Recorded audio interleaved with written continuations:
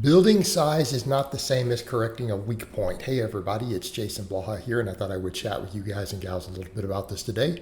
If you guys would though, please click like down below.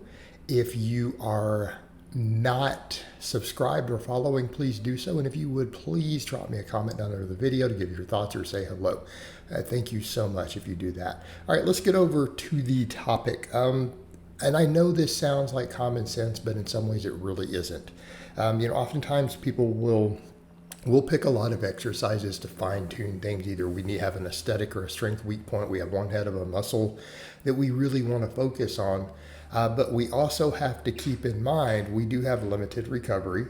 And I think people forget that you're only going to be able to generate and recover from so much fatigue in a session, depending on your work capacity, lifestyle, what sort of special supplements you're using. And I think that latter is a big point for a lot of people. They forget when looking at your favorite influencer. So something to think about is, you're only going to have so much recovery available. It's only going to be so much fatigue. And I think people even forget, I've seen people point out, literally doing isolateral isolation work, one arm or leg at a time, does have its own set of fatigue that will accumulate, possibly even more than doing both sides. So your weak point training, you can really only do so much of it. And I'll give you guys some perfect examples, and this can be one people aren't going to like. Chest is a perfect example, right? Chest is a perfect example. And I'm a big fan of the incline bench, I think particularly for improving aesthetics, building shoulders, everything else, right? I think people know that I like the barbell and the dumbbell incline bench press, both for powerlifting purposes as well as for a lot of my physique-based clients. But if you only incline bench, really look at the data versus other stuff where you make it a high priority, your overall chest is going to suffer. And you do need to remember that because you're throwing a lot of recovery resources into a big exercise, all right? Throwing it into a big exercise. And if you're someone whose chest literally struggles with development, I don't even think that's necessarily going to be a wise choice, right? People with certain physique goals who have a big chest already, yeah, absolutely. And I think it can have a place. People who have a weak link in their bench, certain weak links can incline absolutely improve it. Yes, absolutely. So it's a great exercise. But realistically, if your whole chest is lagging, I wouldn't waste a lot of time on it, right? I wouldn't waste a lot of time on it if your goal is a bigger chest, if you have the smaller chest. Why? Because it doesn't work the lower part as much. And it's a movement that's going to use up a fair amount of recovery time. So you have to think about these things. So people say, what do you mean? So what would you do? Just flat bench and weighted dips work perfect. So if you're looking for just entire chest development top to bottom, they work, and that's backed by plenty of research. Like people really think that a flat bench or a dip doesn't work the upper chest, but every study that's ever looked at it found they did.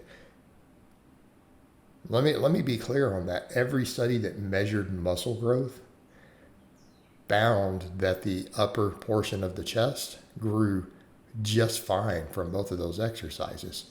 Now, when we're talking flat bench, maybe you're not benching in a way that's going to build your chest. Maybe you're not using a grip width that works your chest correctly. Maybe your touch points aren't good. You could be doing a lot of stuff wrong. And what I say with the bench is well documented as an overall chest builder in scientific literature and in the real world. Okay. We know that it is not even subject to debate. It's been studied over and over. It's that you may be benching too close or too wide for you to get the chest development that you want. Maybe you're not pausing. Maybe you're not pausing correctly at the bottom. Maybe you're bouncing the bar. Okay.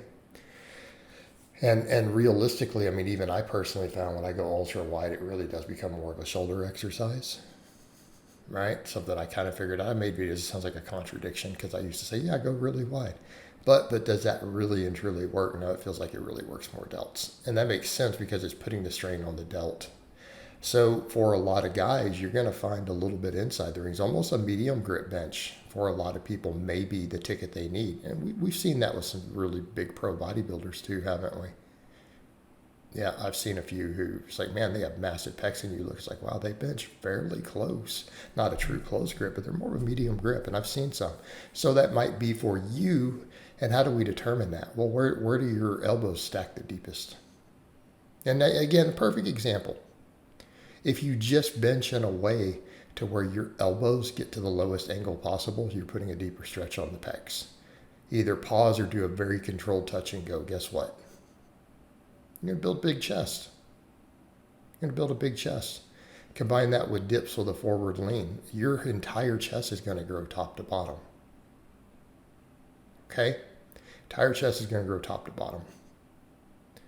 Now, if you're someone then who you're like, man, my whole chest is filling out and I don't have an upper chest, well, then by all means, incline then becomes a phenomenal exercise. But understand, we're addressing a weak point. We're not building the whole muscle. We can make the same case with something like a tricep, right? So a laying extension is a great overall builder, one that gets the bar behind the head, the ones you guys see me do. Why? It works all three heads of the tricep really evenly. That's an overall builder. It's not addressing a weak point. It's an exercise that just builds the entire tricep pretty evenly, all three heads. Okay? Understand that difference?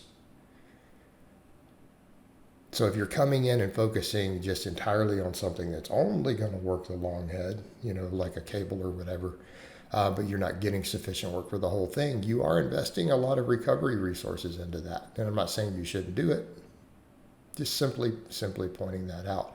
So that's the thing to think about, of when we start dealing with the weak point training, it should always take a little bit of a backseat in your training, right? And you shouldn't need to do multiple exercises for it. Okay, shouldn't need to do multiple exercises. Stick on the stuff that's going to build a really, really big. I like back, for example, like right there. You see me doing an upper back exercise. Yeah, I do a little bit of that on just to work that upper back a little more on an incline dumbbell. But you have to use the big builders, weighted pull-ups, normal barbell rows. Those are what's going to be the meat and potatoes. Okay. So always remember that your focus needs to be on the big movements. And if you need something to fill in the gaps a little bit, do it afterwards. And that's the point that I'm making. Come in and understand that you don't need to spend most of your time doing that. I'm going to go out on a limb and say weak point training of any of that nature should only comprise at most 20% of your workout, right? The majority of it should be geared towards just getting overall big, right? It should be geared towards just getting overall big, and you're still going to do really, really well. If you don't ever bother with the weak point stuff, you're still going to be just fine. You just may not have a perfect proportion, or you might not have every weak link shored up for your top lifts, but you're still going to be really jacked and really strong. All right, guys, but that's really all I have to say on that today. I hope it's been informative, and I'll talk to you guys and gals next time.